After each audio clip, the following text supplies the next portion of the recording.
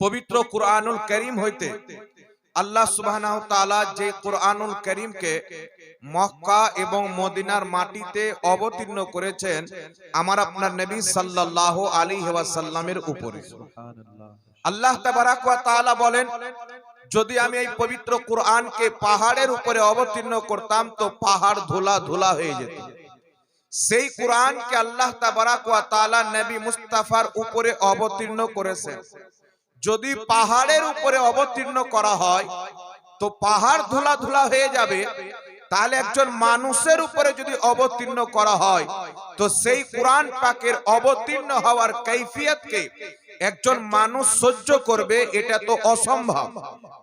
তাহলে আমার আপনার নবী সাল্লাল্লাহু আলাইহি ওয়াসাল্লাম তিনার সিনাতে কুরআনকে অবতীর্ণ করা হলো, তো রাসূল পাক সাল্লাল্লাহু আলাইহি ওয়াসাল্লাম কেমন করে সহ্য করলেন? তো পৃথিবীর মুসলমান পাহাড় সহ্য করতে পারে না, রাসূলুল্লাহ সহ্য করেছেন। এর কারণ হচ্ছে আমার আপনার নবী সাল্লাল্লাহু আলাইহি ওয়াসাল্লাম বলেন, ইয়া আবা বকরিন লাম ইয়ারিফনি হাকিকাতান সিওয়া ইয়া রাব্বি, এ আবু বকর আমি মুস্তাফার হাকিকত কি আল্লাহ ছাড়া কেউ জানে না। জোরে বল সুবহানাল্লাহ। আমার নবী সাল্লাল্লাহু আলাইহি সাল্লামের হাকিকত আল্লাহ ছাড়া পৃথিবীতে কেউ জানে না। নবী পাক সাল্লাল্লাহু আলাইহি ওয়াসাল্লামকে আল্লাহ তাবারাক ওয়া তাআলা ওই ক্ষমতা ওই শক্তি দান করেছেন যেটা না পাহাড়ের মধ্যে রয়েছে না কোনো মানুষের মধ্যে রয়েছে। আল্লাহ তাবারাক ওয়া তাআলা কুরআন অবতীর্ণ হওয়া কাইফিয়ত যেন বরদাস্ত করতে পারেন, এই শক্তি পাহাড়ে দেননি কিন্তু নবী মুস্তাফার সিনাতে দিয়েছেন। জোরে বল সুবহানাল্লাহ। এই পবিত্র কুরআন যখন আল্লাহ পাক অবতীর্ণ করলেন, সর্বপ্রথম মক্কার মাটিতে গারে হিরায় আমার আপনার নবী সাল্লাল্লাহু আলাইহি ওয়াসাল্লাম ইবাদতে ব্যস্ত ছিলেন। ওই সময়তে আল্লাহ পাক হযরতে জিবরিল আলাইহিস সালামকে সর্বপ্রথম আয়াত দিয়ে পাঠিয়েছিলেন। এখানে একটি কথা আপনাকে বলতে চাই, পবিত্র কুরআন আল্লাহ তাবারাক ওয়া তাআলার কিতাব, এতে কোনো সন্দেহ নাই। আল্লাহ পাক পবিত্র কুরআনে বলেন, যালিকাল কিতাবু লা রাইবা ফীহ, কুরআন এমন একটি কিতাব যার মধ্যে সন্দেহের কোনো অবকাশ নাই। আল্লাহ তাবারাক ওয়া তাআলা যখন মক্কার মাটিতে কুরআন অবতীর্ণ করতে আরম্ভ করলেন, মক্কার কাফিররা বলেছিল মুহাম্মদ সাল্লাল্লাহু আলাইহি ওয়াসাল্লাম নিজেই নিজে তৈরি করে আর আমাদেরকে আল্লাহর কালাম বলে চালাতে চায়, প্রচার করতে চায় আমাদের সামনে। কুরআন পাক তো এটা আল্লাহর কালাম নয়, এটা তো মুহাম্মদ সাল্লাল্লাহু আলাইহি ওয়াসাল্লাম এবং তিনার মান্যকারীরা নিজেই তৈরি করে। এই পৃথিবীর মুসলমান তখন আল্লাহ তাবারাক ওয়া তাআলা একটি চ্যালেঞ্জ করেছিলেন যে কুরআনকে তোমরা যদি আল্লাহর কালাম না মনে করো, কোন মানুষের কালাম মনে করো, তাহলে তোমরা সবাই মিলে পবিত্র কুরআনের মতো একটি সূরা বানিয়ে নিয়েছো। কুরআন পাকের মতো একটি সূরা বানিয়ে নিয়েছো। আল্লাহ সুবহানাহু ওয়া তাআলা এই চ্যালেঞ্জ করেছিলেন।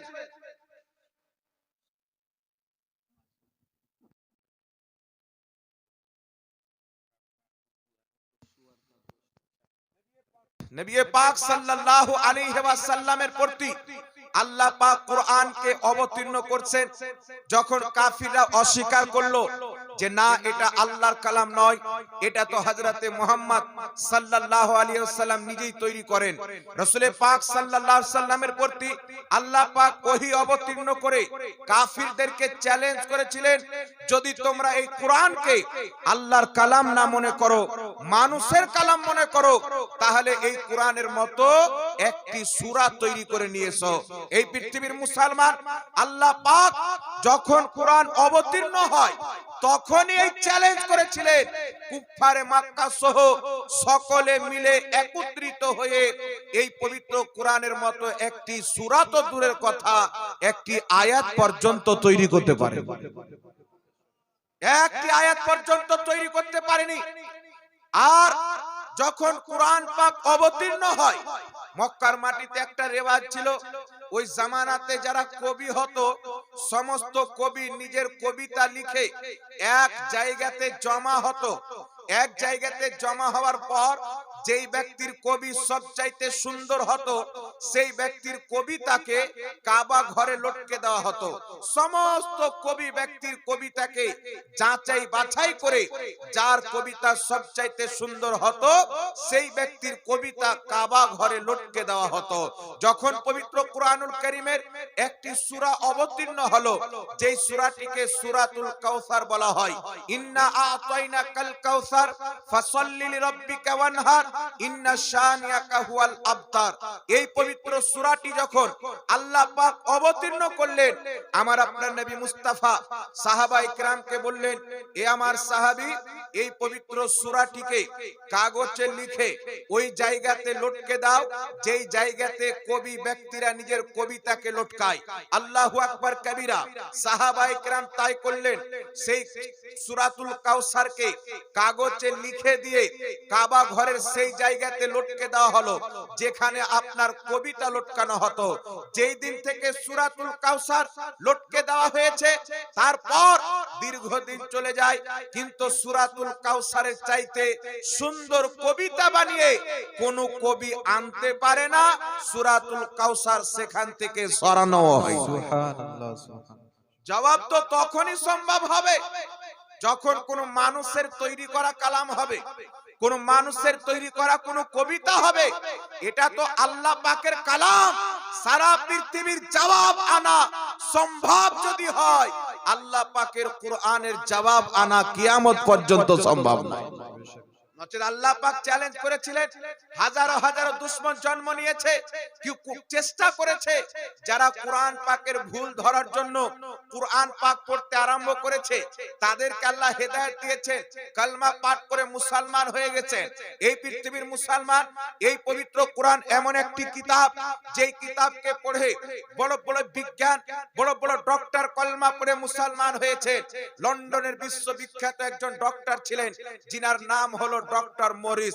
সেই ব্যক্তির টিমকে সরকারের পক্ষ থেকে দায়িত্ব দেওয়া হলো যে ফিরআউনের লাশকে নিয়ে গবেষণা করেন সেই ব্যক্তি কিসের জন্য মরেছিল, কোন অবস্থাতে মরেছিল, কি কারণে তার মওত হয়েছে।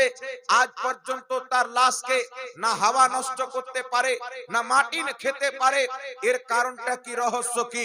ডক্টর মরিস নিজের টিমকে নিয়ে রিসার্চ করতে আরম্ভ করে, বিভিন্ন রকমের যন্ত্র তৈরি করে, বিভিন্ন রকমের মেশিন তৈরি করে, রিসার্চ করে দীর্ঘদিন পর বুঝতে পারে ফিরআউনের মৃত্যু হয়েছিল সমুদ্রের পানিতে ডুবে। ফিরআউনের মওত হয়েছিল সমুদ্রের পানিতে ডুবে।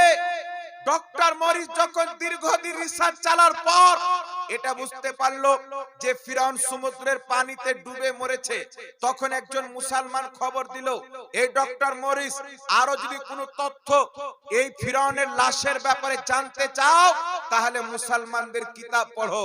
তাদের ধর্মীয় কিতাব কুরআনুল কারীম, যেটা 1450 বছর পূর্বে অবতীর্ণ হয়েছে, সেই কিতাবকে পড়ো, তার মধ্যে এর ডিটেইলস পাওয়া যাবে।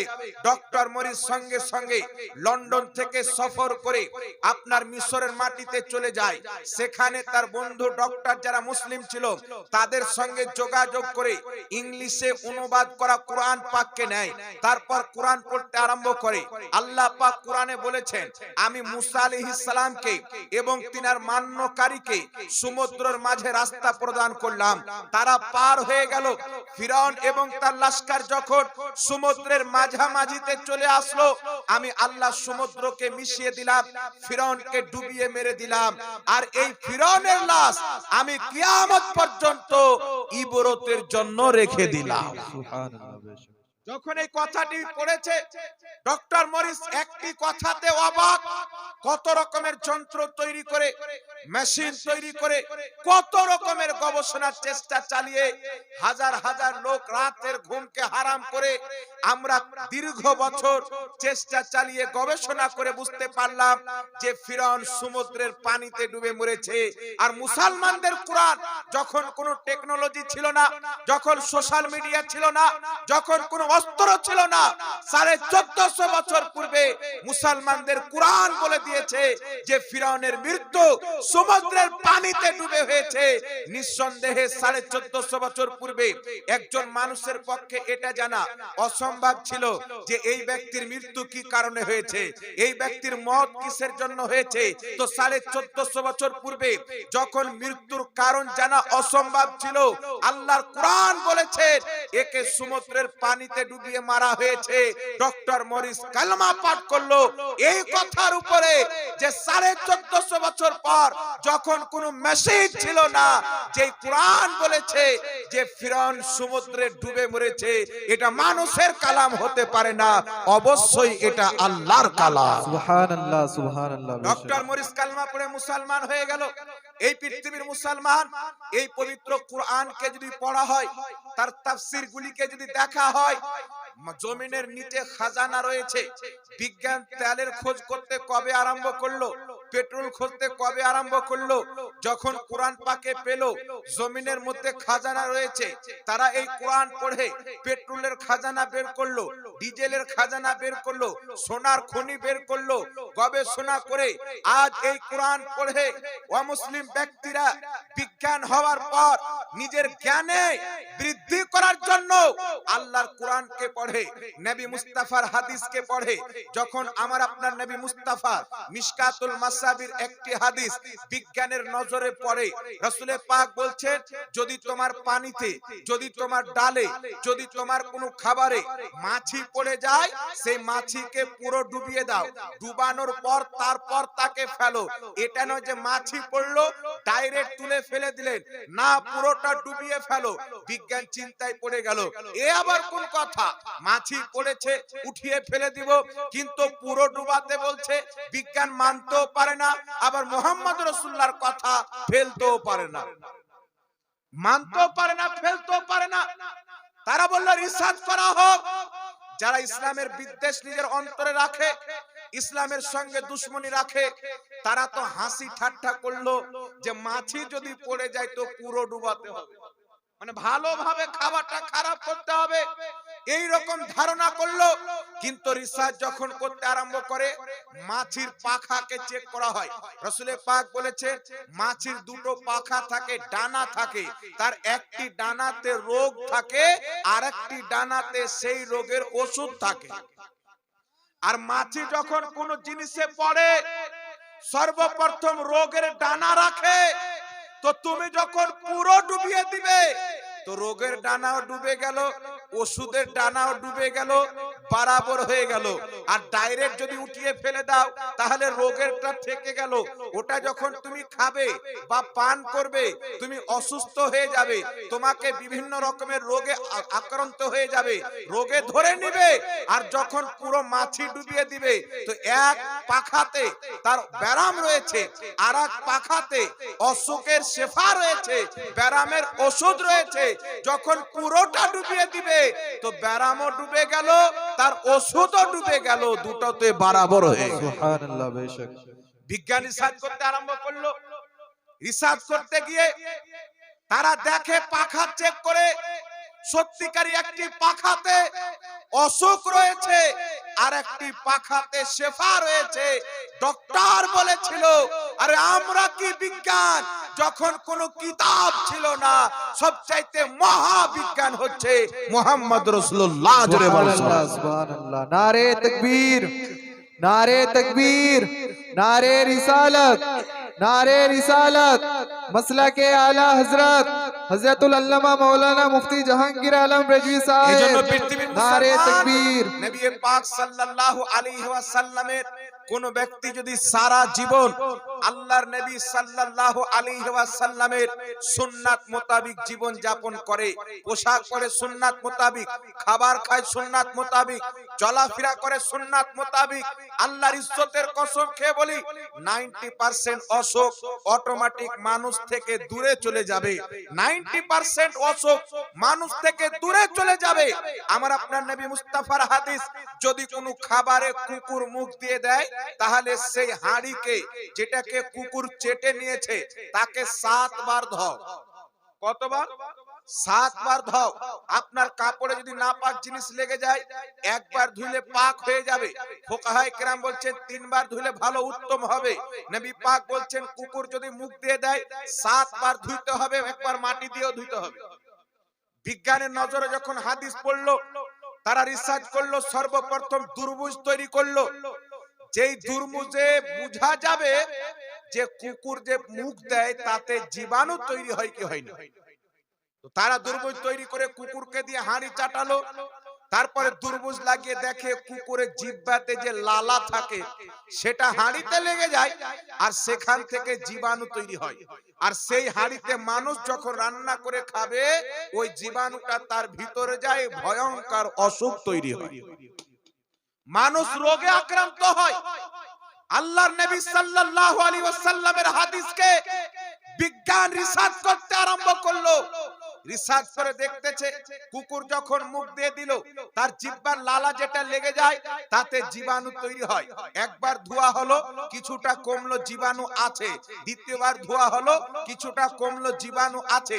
এই করে করে 6 বার ধোয়া হলো, কিছু কিছু জীবাণু আছে। আবার মাটি দিয়ে ফ্রেশ করে 7 বার ধোয়া হলো, জীবাণু সঙ্গে সঙ্গে শেষ হয়ে গেল। সুবহানাল্লাহ। হাড়ি পরিষ্কার হয়ে গেল। এই পৃথিবীর মুসলমান, আমার আপনার নবীর জামানাতে না কোনো দুর্মুজ সিস্টেম ছিল, না মেশিন ছিল, না অন্য কোনো যন্ত্র ছিল। 1450 বছর পূর্বে এত জ্ঞান, এত ইলম, এত বিদ্যা আমার আপনার নবীকে কে দিয়েছে? পৃথিবীর কোনো মাস্টার দেয়নি। আল্লাহ পাক কোরআন পাকে বলছেন আর রহমানু আল্লামাল কুরআন। আল্লাহ বলছেন আমি রহমান, আমার নবীকে কোরআনের শিক্ষা দান করি। সুবহানাল্লাহ, সুবহানাল্লাহ। পৃথিবীতে এমন কোন জ্ঞান নাই যেটা কোরআন পাকে নাই। খোদার কসম খেয়ে বলি, ম্যাথমেটিকের জ্ঞান কোরআন পাকে আছে। আপনার বিভিন্ন রকমের জ্ঞান এই কোরআন পাকের মধ্যে আছে। জিওগ্রাফি বলেন, ম্যাথমেটিক বলেন, গণিত বলেন, জমিন আসমানের সমস্ত বিদ্যা আল্লাহ পাক এই মহা গ্রন্থ কিতাব কুরআনুল কারীমের মধ্যে দিয়ে দিয়েছেন।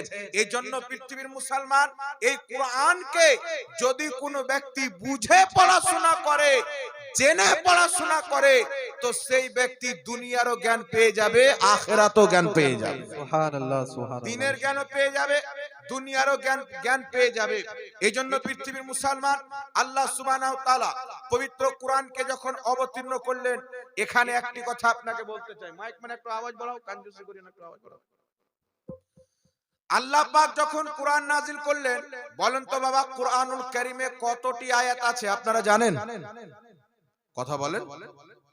কোরআন পাকে কতটি আয়াত আছে? 6666 আয়াত। যদিও আয়াত নাম্বারে উলামায়ে কেরামের মধ্যে মতভেদ রয়েছে, তবে বিশুদ্ধ মতের মধ্যে একটি মত হচ্ছে যে আয়াত সংখ্যা হচ্ছে 6666।